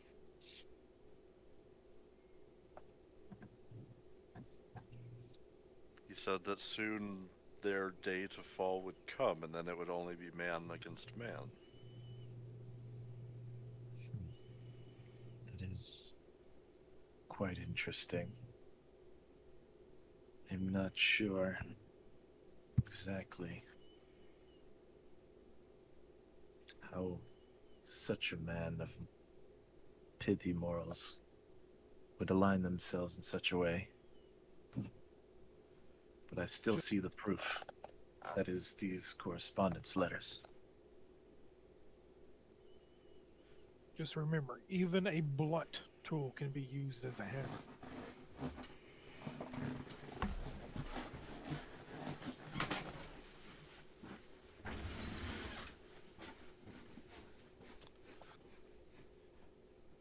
Well, should we take a moment to rest here to compose ourselves again? Should take a moment to nick his plate armor too. Basically, the question is, will we have at least, 10 minutes for a short rest in case people want to use hit die? I mean, yeah, could. While things are being read through and while this man's being stripped down to his skivvies. That plate armor might be a little dinged up. It has a Jeff few doesn't have any spiked preference holes. either way. To understate. Still, plate armor could be fixed. Jalu has no preference either way. He can go on or It is 1 hour for a short rest, and it is. And also remember, this plate armor is for a man who is as big as a Galactor. There's other big man like Galactor. Okay, so what else does he have on him then? You see nothing but plate armor and that greatsword. Question: This square cube, you said clay cube? Clay, yes. Does it have any markings or anything? As you're holding it, you can find a small seam. It seems to be It seems to be together, pressed together. Can I seem like to open it delicately? Okay. So you gently open up the square cube. You notice an impression on the inside. A impression, kind of like a thumbprint. Sorta, a little deeper than that, though.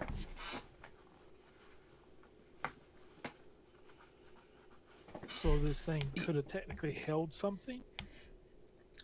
It looks kind of like a mold, basically. See. Do you? What do you see? That is a good question. Can you tell what it is a mold of? My next question is there any wax around here? You don't notice any wax now. So it's not one of them little wax things like they put on envelopes. No, it's not that style of mold. No. This is more like a casting mold. Yeah, you pour metal into and stuff. Yeah. What's the shape that would be made by this cast? Let's see. Who would have any knowledge of this? Ellie might. Jalu wouldn't.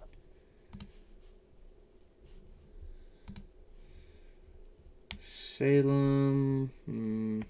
Care if he does. Batoran, no. Ellie might know. I guess I hand this little mold over to. Yeah. At Galter, least reach my hand out to see who handed. Yeah. Galter, you have never seen this shape before. Or this design, I should say. It's some kind of intricate design. Like I said, I put my hand out and just kind of make mention of what do you make of this? Jolly just looks kind of puzzled at it. So, if I'm looking at it, what would you like me to roll? Give me a history check, please.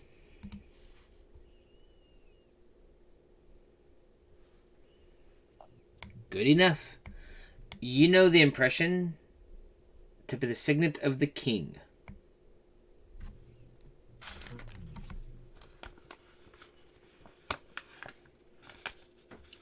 This isn't a... Is it about ring-sized? Roughly. She would say... Why do they have a mold to make the king's signet ring? Or to falsify it?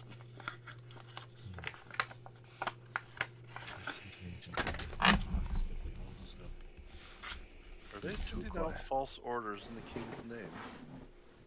If I was a betting Maybe man, I'd possible. say yes, because that's what I would do if I was them. And he was found dazed and confused by the river that they mentioned in the rumors we heard.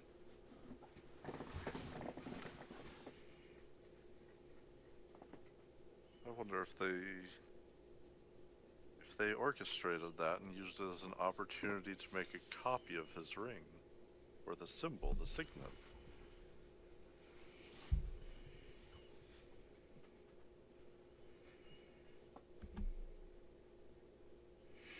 Probably gonna write a missive from the king ordering whoever is there to give the box to them.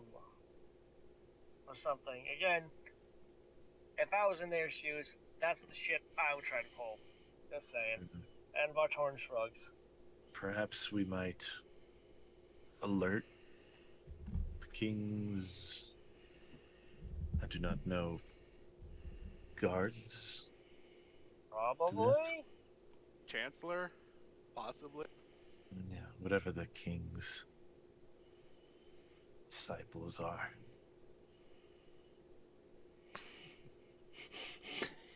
Damn it, Chungus, what the fuck? Leave the body alone, Chungus. Do not fuck with the body. You don't know where it's been.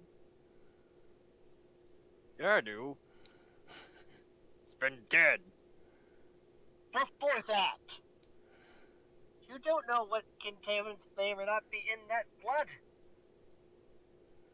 What's a contaminant? Just don't Alien touch drugs. the blood. The blood may be infected with something. You don't know that. Why are you even playing with the blood in the first damn place? I touch blood all the time back home. Somehow, that does not surprise me. Chungus tribe used blood for war paint. I prefer not to ask any questions, as he kind of leans into Chungus, but just Barter. please do not touch the blood. Salem's gonna use prestidigitation to clean himself up and clean the blood up. Thank you, sir. Okay. Is there anything on the body he had? No. Just the armor. Unless he's got something stowed away, armor and sword. What kind of desk is this that he has? Is it just a flat desk or is it one with drawers and all that? It's just a fly desk. It's made of mahogany. It's made of cherry. Oh, fancy. It's not bad. Sort of. It's not mahogany. Very fucking Yeah. material. I guess. Very expensive. Still. It can bend the fabric of the universe itself. It's also very fine material. Very expensive. Mahogany.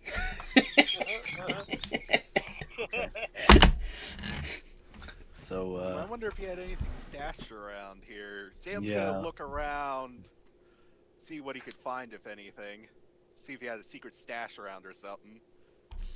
Okay. For Batoran, Alright. can look around, see what. What If is that, anything- perception? Yeah, sure, if you want to do it. or any other clues would be a good thing to look for too. But just think. How much time are we taking doing all this? As much time as needed. Just a couple minutes. You look around, you don't find anything. Just the desk and the papers and the box and the little square. Between the reading of notes and everything else going on, it seems like we're gonna have maybe about 10 minutes. Does that seem fair? Sure. What are you trying to do? Ritual cast detect magic Okay, sure. and look around. Look at him, look at his desk, his writings, and also while they're searching for anything to try to aid with that. There is nothing magical here outside of Salem.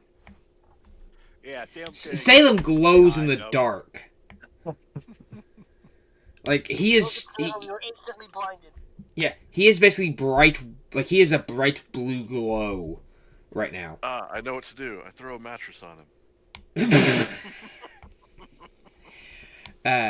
But no. You search around, you don't find anything beyond those objects that you have already found. He has the sword, he has his armor, you find the notes, and the box, and the square. Basically, not the box, but the Are there square. any special Sword markings? was Great sword. Are there any special markings on the sword or armor? There is not. It's a very exquisite armor. It's a very fine crafted sword, but it's not. You don't find any kind of crafting marks or any kind of like signets or anything like that. Anybody know the secondhand market value of really nice armor? I think Jalu even gives a shit.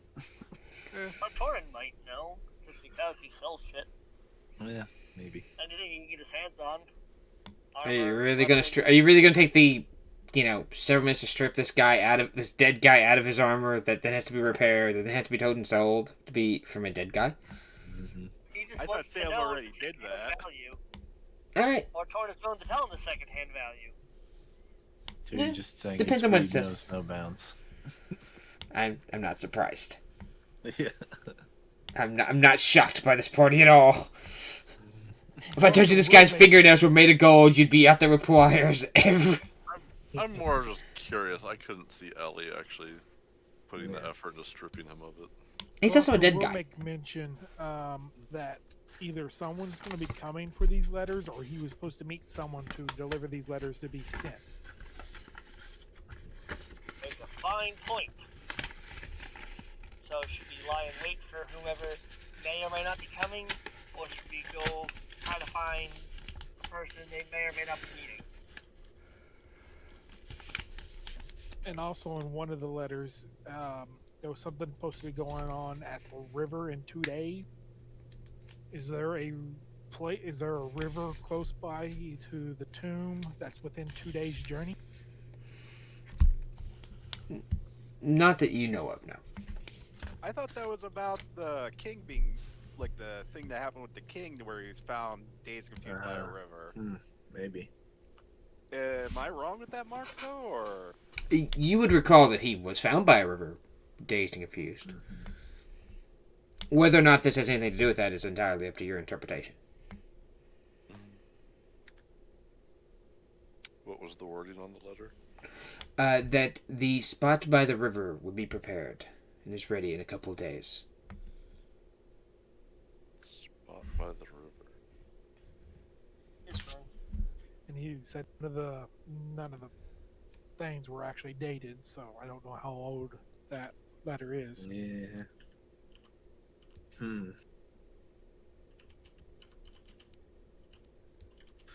Maybe if we take these to some sort of specialist, they might be able to determine how old these are, maybe?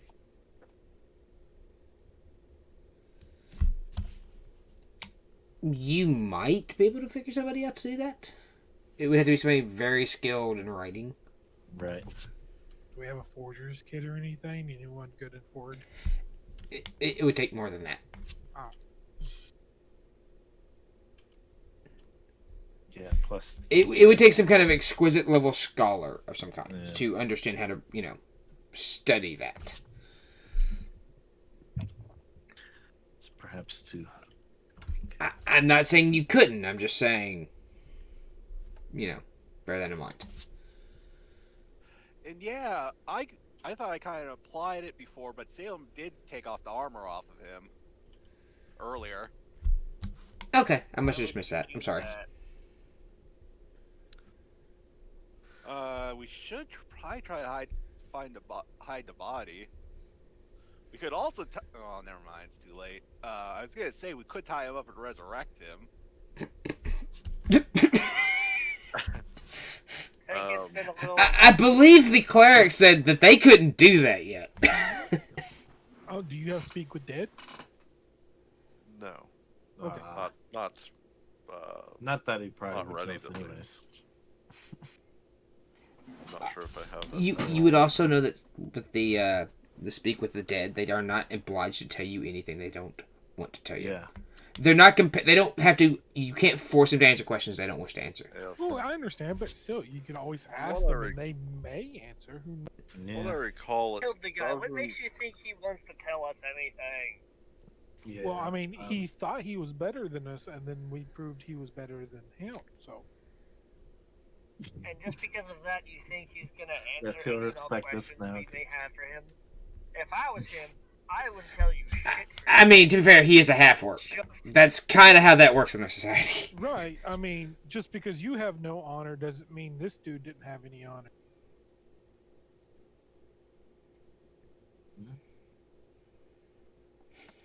Just leave him outside. Food for bears. Food for bears. Before he goes to retort to Lockdoor, he's just like, fuck it. You got a goddamn point there. At least I don't steal from you guys, though, so that's gotta count for something.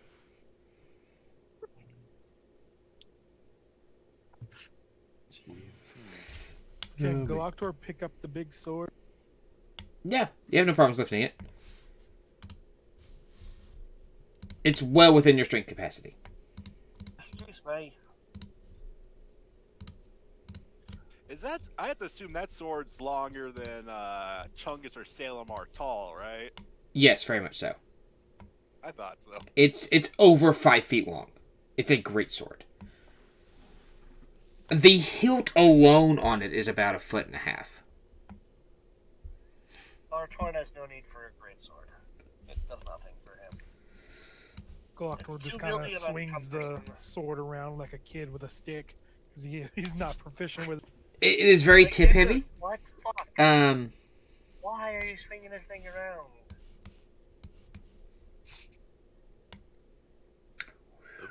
You slice into the wall and it slices through the stone with ease. Torin looks at the wall, looks back at Galactor, looks back at the wall, looks back at the Galactor, throws his hands up in the air in a what the fuck motion. Mm-hmm. Is there a bed in here? Did he have like a sleeping area? He does not. This basically all he has in here is this desk and the chair that he was sitting at. The room is devoid of anything that you notice beyond that.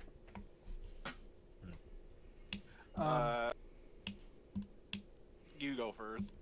Can I use some of the cloth from my disguise kit to wrap the sword? Sure, you could hide. I mean, like you want to like completely hide the sword? Well, not hide it, but just like now Galactor is scared of the edges because he just sliced. Oh, it. you want to kind of make sure the edges aren't sharp, like kind of like. Okay, yeah, you can do that. That's not a problem. So you accidentally cut shit. Yeah, that wouldn't be hard at all. Have a sheath for the weapon. He did not. He had the weapon propped up against the table. Mhm. It was sitting out ready, propped up against the table. Chungus just looks at what happens and says, "What that thing made of?" Sharp, Chungus. It's made of sharp. Yeah, but it's sharp, but what it made of? Sharp metal. Metal. Galactor will notice that the edges are not damaged in any way, shape, or form from the stone. And at that, we're going to call this a session, and I will let you take the information you have received and decide what to do with it what you wish. Oh boy. Because I gotta go